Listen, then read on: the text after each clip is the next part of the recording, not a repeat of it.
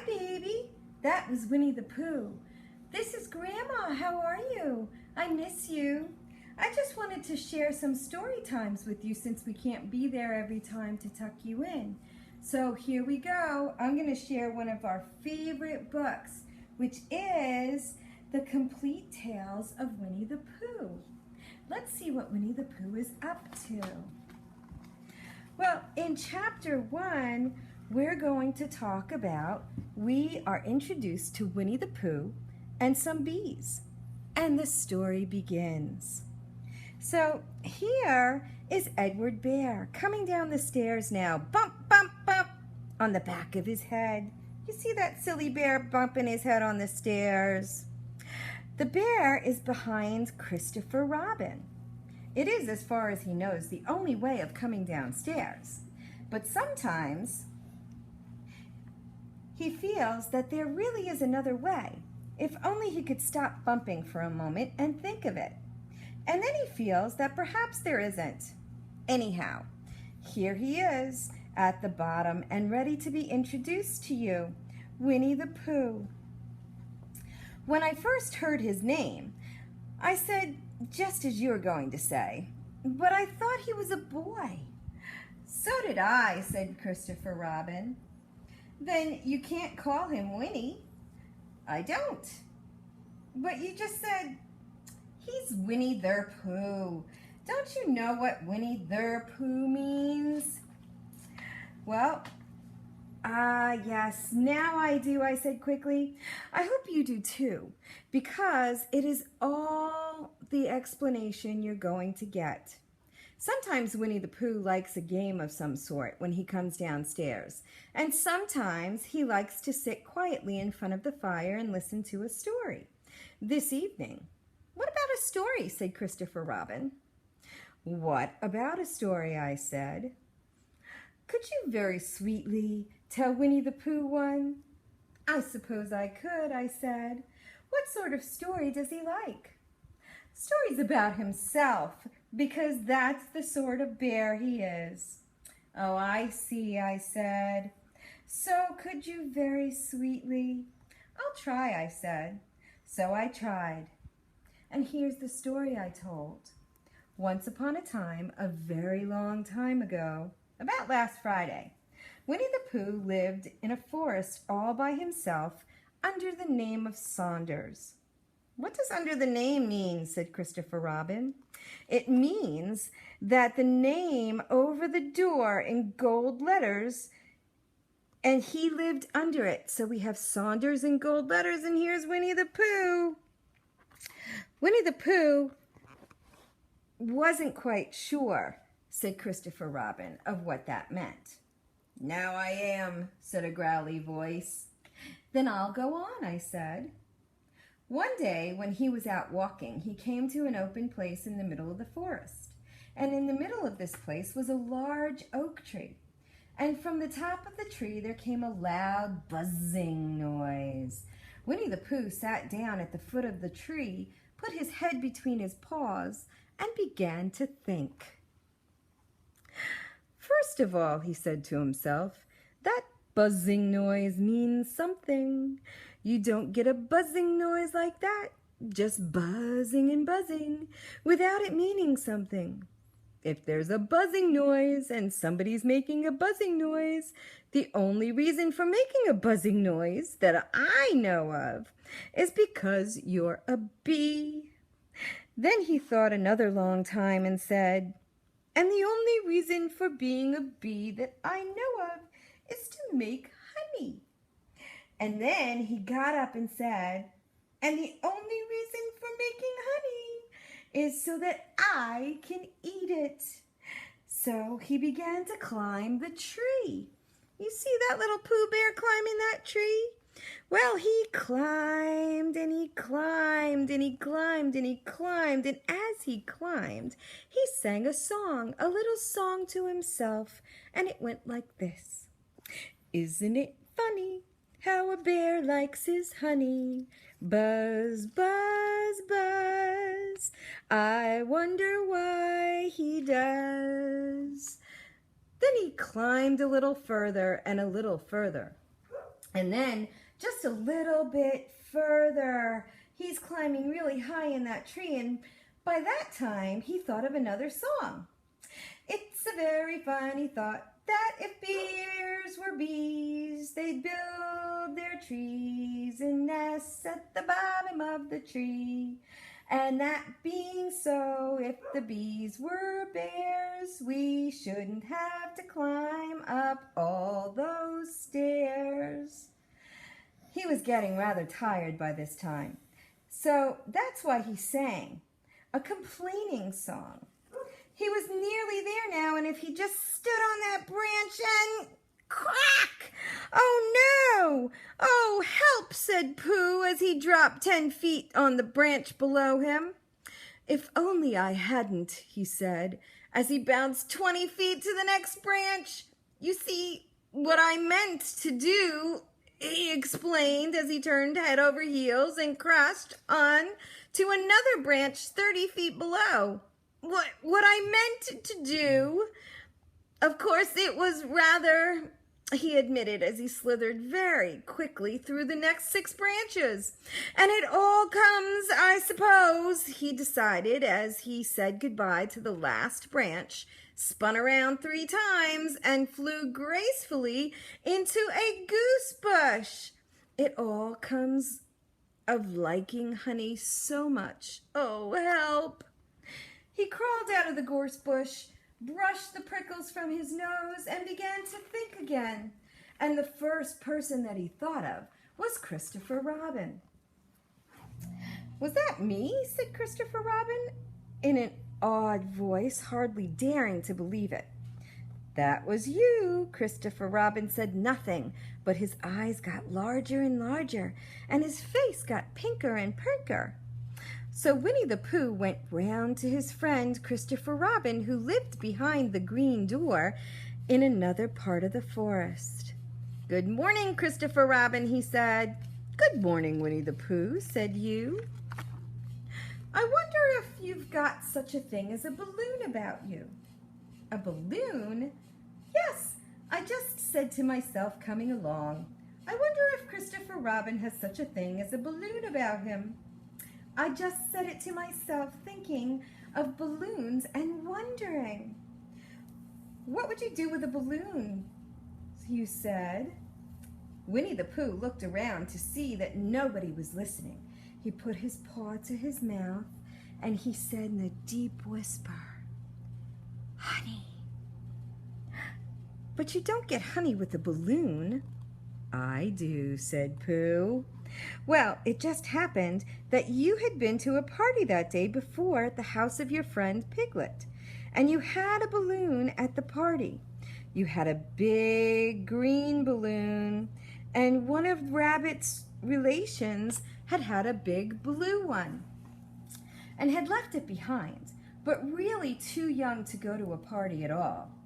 And you had brought the green one and the blue one home with you. Which one would you like? Asked Pooh. He put his head between his paws and thought very carefully. It's like this. When you go after honey with a balloon, the great thing is not to let the bees know that you're coming. Now, if you had a green balloon, you might think that you were a part of the tree and not notice you. And if you had a blue balloon, they might think that you were only part of the sky and not notice you. The question is, which is more likely? Wouldn't they notice you underneath the balloon, you said? They might, or they might not, said Winnie the Pooh. You never can tell with bees. He thought for a moment and said, I shall try to look like a small black cloud. That will deceive them. So you see, Winnie the Pooh rolled himself around in mud so he could get all dirty and be a black cloud. Then you had better have the blue balloon, you said, and so it was decided. Well, you both went out with the blue balloon, and you took your gun with you, just in case, as you always did. And Winnie the Pooh went to a very muddy place that he knew of and rolled until he was black all over. See that black dirty bear? And then when the balloon was blown up as big, and you and Pooh were both holding on to the string, you let go suddenly, and Pooh Bear floated gracefully up into the sky and stayed there, level with the top of the tree and about 20 feet away from it. "Hooray!" you shouted. "Isn't that fine?" shouted Winnie the Pooh down to you. "What do I look like?" "You look like a bear holding on to a balloon," you said. "Not," said Baloo anxiously, "not like a small black cloud in a blue sky." "Not very much." "Oh, well, perhaps from up here it looks different. And as I say, you never can tell with bees." There was no wind to blow him nearer to the tree, so there he stayed. He could see the honey, he could smell the honey, but he couldn't quite reach the honey. After a little while, he called down to you. "Christopher Robin," he said in a loud whisper. "Hello." I think the bees suspect something. What sort of thing? I don't know, but something tells me that they're suspicious. Perhaps they think that you're after their honey. It may be like that. You never can tell with bees. There was another little silence, and then he called down to you again. "Christopher Robin." "Yes?" "Have you an umbrella in your house?" "I think so." "I wish you would bring it out here and walk up and down with it. Look up at me every now and then and say, 'Tut, tut, it looks like rain.' I think if you did that, it would help the deception which are practicing on these bees."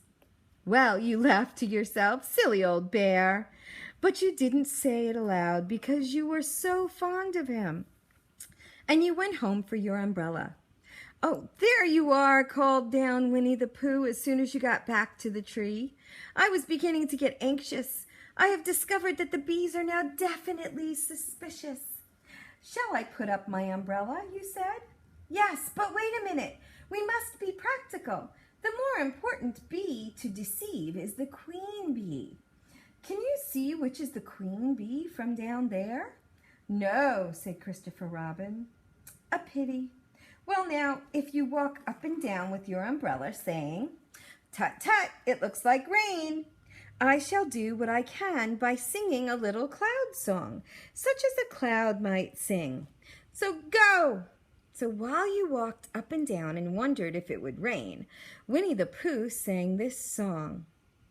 "How sweet to be a cloud floating in the blue. Every little cloud always sings aloud. How sweet to be a cloud floating in the blue. It makes me very proud to be a little cloud." The bees were still buzzing suspiciously as ever. Some of them indeed left their nest and flew all around the cloud as it began the second verse of this song. And one bee sat down on the nose of the cloud for a moment, and then it got up again. And Winnie the Pooh sang the second verse. "I'm just a little black rain cloud hovering over the honey tree."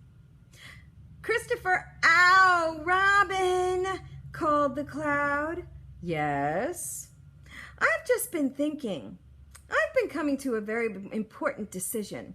These are the wrong sort of bees." "Are they?" said Christopher Robin. "Quite the wrong sort. So I should think that they would make the wrong sort of honey, shouldn't you?" "Well, would they?" "Yes, so I think I shall come down." "How?" asked you. Winnie the Pooh hadn't thought about this. If he let go of the string, he would fall, bump, and he didn't like the idea of that. So he thought for a long time, and then he said, "Christopher Robin, you must shoot the balloon with your gun. Have you got your gun?" "Of course I have," you said. "But if I do that, it will spoil the balloon," you said. But if you don't, said Pooh, I shall have to let go, and that would spoil me. When you put it like this, you saw how it was, and you aimed very carefully at the balloon and fired. Ow, said Pooh. Did I miss? You asked. You didn't exactly miss, said Pooh, but you missed the balloon. I'm so sorry, you said, and you fired again. And this time you hit the balloon, and the air came slowly out, and Winnie the Pooh floated down to the ground. But his arms were so stiff from holding on to the string of the balloon all the time that they stayed straight up in the air for more than a week. Whenever a fly came and settled on his nose, he had to blow it off.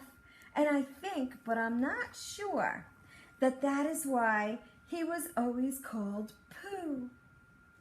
Is that the end of the story? Said Christopher Robin. That's the end of that one. There are others about Pooh and me, and Piglet and Rabbit and all of you. Don't you remember? I do remember. And then when I try to remember, I forget. That day when Pooh and Piglet tried to catch the heffalump, they didn't catch it, did they? No. Pooh couldn't because he hasn't a brain. Did I catch it?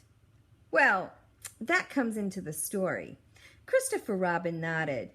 I do remember, he said, only Pooh doesn't very well, and that's why he likes having it told to him again, because then it's a real story, and it's not just remembering. That's just how I feel, I said. Christopher Robin gave a deep sigh, picked the bear up by the leg, and walked off to the door, trailing Winnie the Pooh behind him. At the door, he turned and said, "Come to see me have my bath." I might, I said. I didn't hurt him when I shot him, did I? Not a bit. He nodded and went out, and in a moment I heard Winnie the Pooh bump, bump, bump, going up the stairs behind him. And that's all we have for that chapter, baby.